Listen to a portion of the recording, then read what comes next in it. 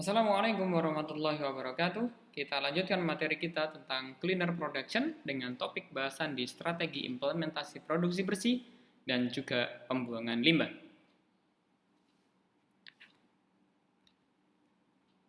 Nah, cleaner production itu ada dua, seperti di dalam pengantar kemarin. Kita jelaskan minimization of waste and emissions dan juga reuse of waste and emissions. Ada 3 level, di mana untuk minimization of waste and emission itu ada level 1 dan level 2, sedangkan untuk level 3 itu berada pada reuse of waste and emissions. Untuk level 1, reduction at the source, mereduksi pada sumbernya. Level 2, recycling internalnya. Sementara untuk level 3 itu ada external recycling dan juga biogenesis cycles. Nah, di level 1 kita kembali untuk reduction at the source itu bisa product modification, dimodifikasi, kemudian juga ada proses modification, prosesnya yang dimodifikasi. Di mana untuk proses modification apa yang dilakukan? Good housekeeping, substitution of raw materials. Jadi kalau good housekeeping itu perawatan secara berkala. Kemudian substitution of raw materials itu adalah mensubstitusi bahan bakunya. Kemudian untuk proses modification selanjutnya adalah modification of technology. Teknologinya yang dimodifikasi. Sementara untuk external recycling pada level 3 itu struktur dan materialnya yang kemudian di-recycle. Hierarki manajemen polutan, urutan preferensi dalam pengambilan keputusan tentang desain dan operasi, dimulai dari prevention of generation waste. Jadi dimulai dari pencegahannya dulu. Kemudian baru dilakukan recycling. Setelah dilakukan recycling baru kemudian dilakukan treatment. Baru safe disposal. Untuk teknik-teknik produksi bersih, ya, jadi good housekeeping and operating procedure, material substitutions, technology change, on-site recycling, and product redesign. Jadi ada berapa? There are 5 techniques for cleaner productions.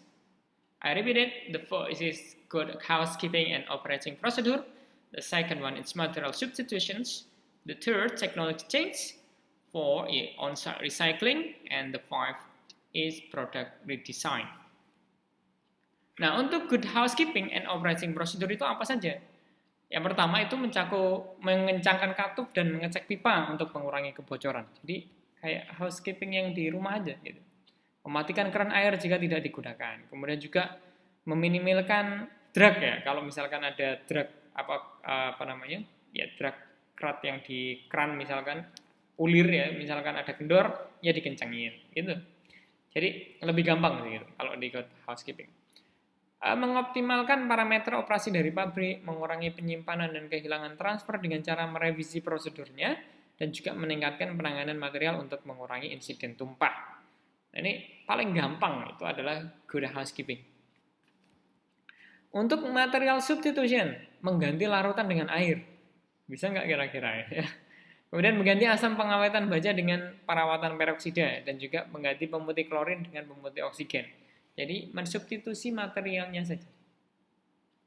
Kemudian yang ketiga untuk teknologi change, proses batch mengganti proses yang berkelanjutan. Yang awalnya itu adalah discontinue, maksudnya untuk yang kan ada batch itu ada yang continue, ada yang tidak ya, ada yang sendiri-sendiri. Lebih enak itu menggunakan proses batch itu diganti dengan yang berkelanjutan, yang lanjut gitu. Jadi setelah ini langsung masuk ke proses tahapan selanjutnya.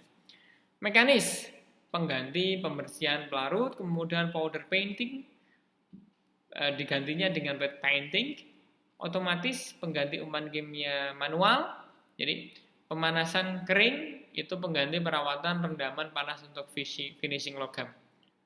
Jadi ini penggantinya teknologi change.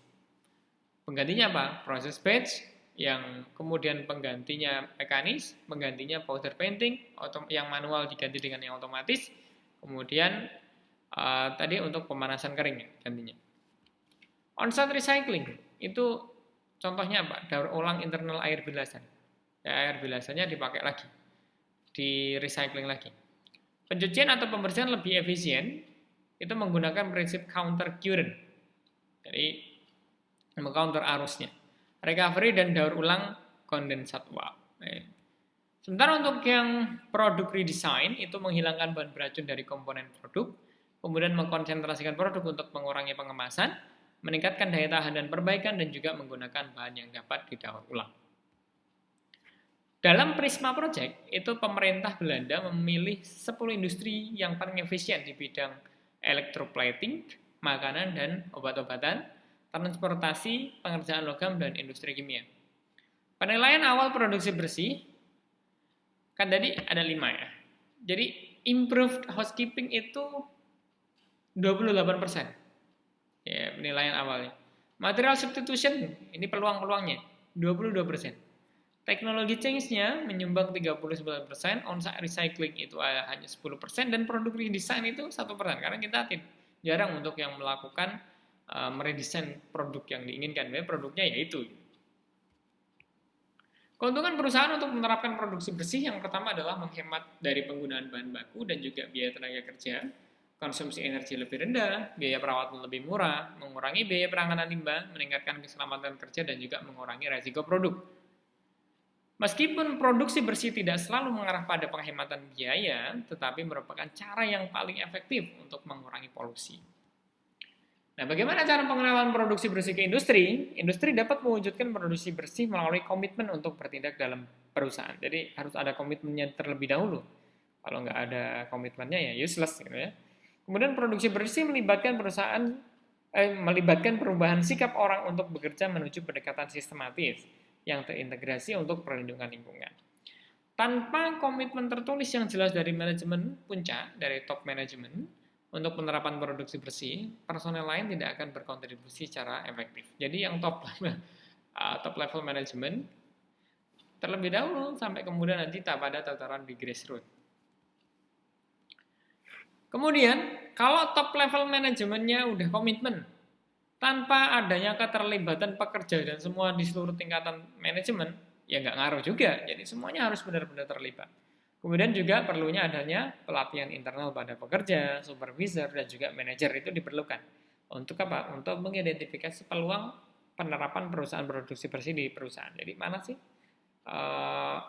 slot-slot yang bisa dimasukin untuk diterapkan produksi bersih. Ada 10 langkah pengenalan produksi bersih di industri. Satu itu mengembangkan dan mengimplementasi kebijakan lingkungan perusahaan yang harus komprehensif dan juga fokus pada pencegahan. Kemudian juga 2, menetapkan tujuan perusahaan untuk program produksi bersih. 3, mengalokasikan tanggung jawab, waktu dan dukungan keuangan untuk seluruh program produksi bersih, melibatkan seluruh pekerja. Yang 5, mengembangkan pengurangan limbah dalam perusahaan dan menggunakan cara reguler untuk mengidentifikasi, mengevaluasi, dan juga mengeliminasi limbah pada masing-masing tahap produksi. Kemudian, yang ke-6 ini memperoleh dan menggunakan informasi teknis dan lainnya dari dalam maupun luar perusahaan. Kriteria pengurangan limbah dapat mencakup faktor lingkungan teknis, kepatuhan terhadap peraturan, dan juga penerimaan publik. Yang ke-7, memonitor dan mengevaluasi progres. Yang ke-8, menginformasi secara teratur kepada semua pekerja mengenai progres produksi bersih. Yang ke-9, mendorong dan menghargai usaha individu. Kemudian yang 10, mengingat bahwa kesuksesan dalam produksi bersih adalah perjalanan bukan tujuan. Jadi ini perjalanan bukan tujuan. Sehingga apa yang harus dilakukan? Mengupdate tujuan minimasi limbah dan jadwal secara teratur. Hambatan dalam memperkenalkan produksi bersih itu apa sih hambatannya? Resisten terhadap ide dan pendekatan baru dengan staf yang tidak memiliki pelatihan formal. Jadi pasti banyak ditolaknya. Kemudian kurangnya kesadaran. Kesadaran apa? Terkait dengan sumber daya keuangan, pelatihan, dan juga keahlian. Kemudian kebijakan atau peraturan pemerintah itu fokus terhadap pengurangan polutan, single medium, yang menawarkan insentif untuk investasi dalam teknologi end of pipe. Sementara end of pipe sudah ketinggalan lah gitu. Kita udah bahas kemarin. Kemudian kurang familiar dengan praktik dan teknik produksi bersih. Apa sih produksi bersih? Green production itu apa sih gitu ya? Itu masih belum banyak yang paham. Kemudian ketakutan akan kerugian kompetitif akibat tingginya biaya. Masih ngawang ya terkait dengan biaya. Tapi kalau sudah ada analisis kelayakan teknis, kemudian kelayakan ekonomi itu insya Allah bisa diterapkan. Ini perbandingannya untuk end of pipe teknologi, pollutant controlnya 80-95% waste reduction, investasinya tinggi, ini yearly cost-nya sekian. Tetapi untuk cleaner production diperhatikan investasinya rendah. Yearly saving-nya bisa ke bawah. Ya. Investment-nya ini lebih rendah dibandingkan dengan end of pipe ya. Ini lihat untuk yearly saving-nya. Jadi ini merupakan investment, annual cost, dan saving using different approach.